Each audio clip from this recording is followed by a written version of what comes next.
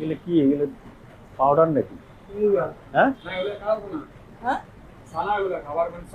আমি নুরুল ইসলাম বলছিলাম, বিএসটি থেকে আসছি আপনার ফ্যাক্টরিতে।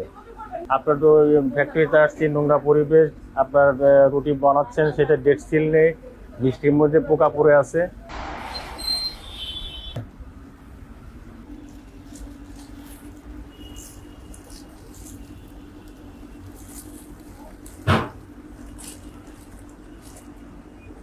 ওই উৎপাদন তারিখ, মেয়াদের তারিখ সিল কই? দোকানে মারে, তোমরা মারো না? এটা তো এখান থেকে ডেট সিল দিয়ে দিতে হবে। হ্যাঁ,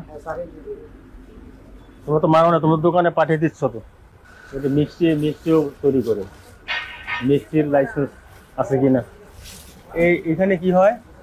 এগুলো কি এগুলো পাউডার নাকি? হ্যাঁ, কোথা থেকে নিয়ে আসেন সানা? সানা আনেন কোথা থেকে?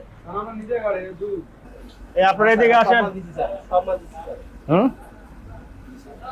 মালিক ম্যানেজারকে তাড়াতাড়ি ফোন দিয়ে আসতে বলে না?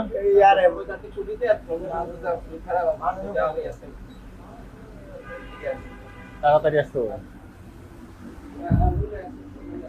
যদি আমি নুরুল ইসলাম বলছিলাম, বিএসটি থেকে আসছি আপনার ফ্যাক্টরিতে, ইন্সপেক্টর।